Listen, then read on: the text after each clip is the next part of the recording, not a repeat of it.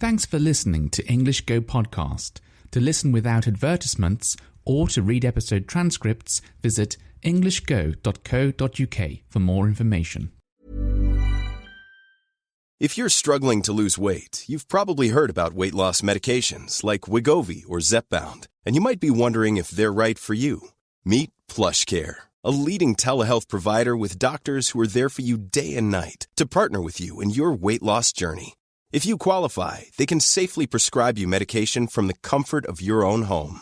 To get started, visit plushcare.com/weightloss. That's plushcare.com/weightloss. plushcare.com/weightloss.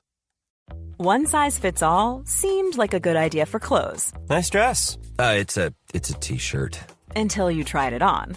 Same goes for your healthcare. That's why United Healthcare offers a variety of flexible, budget-friendly coverage for medical, vision, dental, and more. So whether you're between jobs, coming off a parent's plan, or even missed open enrollment, you can find the plan that fits you best. Find out more about United Healthcare coverage at uh1.com. That's uh1.com. Want to teach your kids financial literacy, but not sure where to start? Greenlight can help. With Greenlight, parents can keep an eye on kids' spending and saving, while kids and teens use a card of their own to build money confidence. As a parent, you can send instant money transfers, set up chores, automate allowance, and more. It's a convenient way to run your household, customized to your family's needs, and the easy way to raise financially smart kids. Get started with Greenlight today and get your first month free at greenlight.com/ACAST. Well, I haven't bought a car. I have just collected the car that I bought. And it took quite a while for it to end up being ready. So I bought it about a month ago now. And it was supposed to be ready, I think, 2 weeks ago. And we kept getting phone calls like, it's looking like it's not going to be ready then. It might be ready next week. And then another phone call. No, it's going to be ready on this date. So yeah, a little bit later than I wanted it to be, but that's not a problem really. I didn't have anything that I particularly needed the car for. So anyway, I'll tell you a bit about not the purchasing experience, because I already told you about that, about the collecting the car experience, because it was a bit different from cars that I bought in England previously. So we went to the car garage, me and my wife, and it's about probably about 40 minutes away. 2 trains, 2 buses to get there. So a bit of a journey. It might be about an hour actually. So a bit of a journey. And we went in and we were shown to a table. And I think I mentioned before that this place looked a bit like a restaurant to me inside for some reason. It still did sort of look like a restaurant when I went this time. Anyway, we were sitting down and a very smartly dressed lady came up to us and opened a sort of like a menu, like a drinks menu, and asked if we would like anything to drink. So yeah, it's very much like a restaurant at this point. So I was fine. I didn't want anything, but my wife had something, I don't know, apple juice or something like that. And then we waited for like the person who had been assigned to us. And we saw him again. He was the same person that we saw last time, and we said hello and everything, and then he explained that this process will take about an hour. And I thought, an hour? Really? I thought, we'd done all of the signing all this stuff last time, and the paying and all that stuff. I thought, and like looking at the car and everything last time, I thought today we were just like going to go in, say, hello, I'm here to collect the car. Oh yeah, here are the keys, bye. Which I think is the experience I had last time I bought a car in England. It's just like I paid for the car, and then it needed some, like last minute checking over and maybe some repair work before they sold it to me. Because it wasn't a brand new car, it was a used car. And then I got a phone call from them, and they said, look, your car's ready, you can come in and pick it up. I went in, said, hello, here to collect my car. I've got a car, it's ready, you've just bought it. And I think there was some verifying some ID, so they know it's not just anyone walking in from the street and just picking up a car. So I think they checked it was me, but it was I seem to remember just mostly just like looking at some ID and then there are your keys, bye, and you just drive away. So I was quite surprised when he said it was going to take an hour, and to be honest, I'm not sure why it took that long. So there was lots of things that were being said, and when I find myself in these kind of situations, I always think, oh my goodness me, my Japanese is terrible. It's not terrible. It's just that when you're talking about something that it has lots of, a subject that has lots of specialist words that you've never studied before, it's hard to follow any of what's being said, to be honest. There's so many new words related to the topic of like car insurance and driving and all these kind of things that I don't normally bother to study. It just makes me feel like my Japanese is absolutely terrible, to be honest. So we sat there and talked for about 45 minutes, I think it was. And I sort of could pick up the gist, the sort of basic idea of some things, but I understood so little.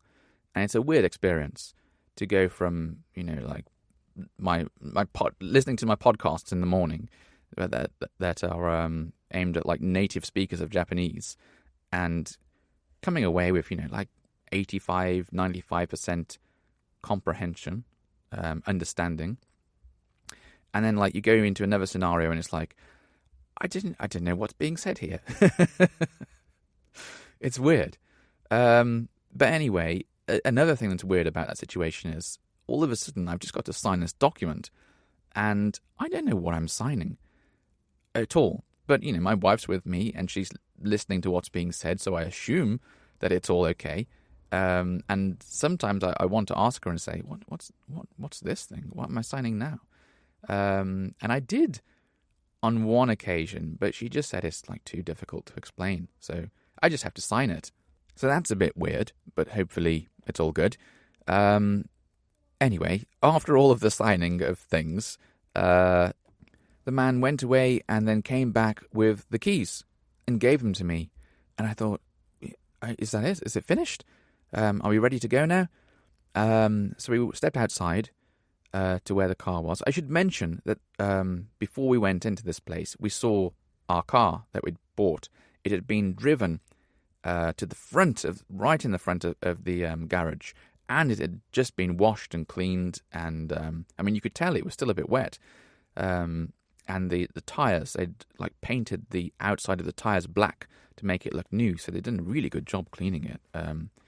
A much, much better job than when I got the car that I bought from England, I should say. So that was different. But anyway, the car was right at the front of the store, and we stepped outside, and then there was something mentioned about a photograph, and I thought, what do what you want about a photograph? And I think my wife said, yeah, okay. So 3 people came to greet us right out of the store. I think there was like the person who we'd just been speaking to, the person who was assigned to us, and then something like a store manager, and then this lady as well. I'm not sure what her role was, but she was carrying flowers, right? So she gave these flowers to me like it was a fairly big pot of flowers, heavy pot of flowers, and all kind of different variety of flowers inside, and in this like nice packaging. And on the front there was like a sort of thank you note. It had my name on, and like, thanks for buying a car from us, and all this kind of message. And then they brought out like a giant key, a fake key, obviously, like a giant car key, huge, like a 1 meter long car key. It wasn't made of metal, so it wasn't heavy. And they gave that to my wife, and she stood there holding this key, and I was stood there holding these flowers. And then they took a picture of us next to the car. And I thought, that's very interesting. And I thought maybe they're going to, send us a copy of the photo or something. So then there was lots of like bowing to each other, like thank you, lots of thank yous exchanged and so on. And then everyone went away back into the office. Not us, me and my wife were left outside of the car. And I said, is it over? what are we? Because it didn't feel like it was over. I expected when it was over, like someone would like wave at us or something, or say bye, or something like that. And she said, no, we just have to wait a bit. So I was waiting, and then they came back, and they'd printed off this photograph, and they'd put it in this like special, like, well, it's like a photo stand, but like a fancy sort of looking one with the name of the garage at the bottom, and like it was a real glass like photo stand. It wasn't plastic or anything, so it looked quite nice. But yeah, what a weird experience. A nice experience, but weird. I've never had my photo taken when buying a car before, and I don't know if something like that is done in England. Maybe not, or maybe it is if you buy like a brand new, really expensive car or something like that. I don't know. But as I said, we just bought like this cheap used car, and I was surprised that they went to all this trouble just for this car that we'd bought. But anyway, yeah, we've got the photos, we've got the flowers, and we've got the car now. Eventually, after all that was said and done, the person asked like which way are you going home, and we said like we're going this way, and he said, oh, okay, just come around the back, and it's easier to you can go out the sort of back way, and it's quicker to get onto the road, because it was like we would have been going onto a very busy road otherwise, and it's sort of a bit difficult to turn out of the garage. So he went this back way, and this man was like running ahead of us and giving us directions, and then that was it. We just drove off and began the journey home. So this was the first time that I'd actually driven the car. I didn't actually take it out for a test drive for some reason last time. I think I mentioned that.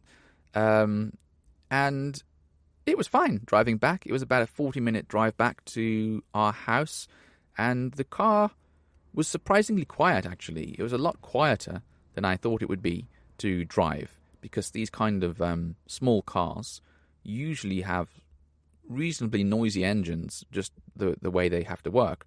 But yeah, this is surprisingly quiet and very, very light to drive. It feels a bit like I'm driving a toy, because it's so small and so light. It's sort of like, have you seen bumper cars, or sometimes we call them dodgems, at like a fairground? These small little cars you get into, and you're supposed to drive around, and you're not supposed to hit anyone, but people end up hitting people because there's so many in like a small amount of space. It feels like driving a dodgem. It feels a bit like driving a bumper car.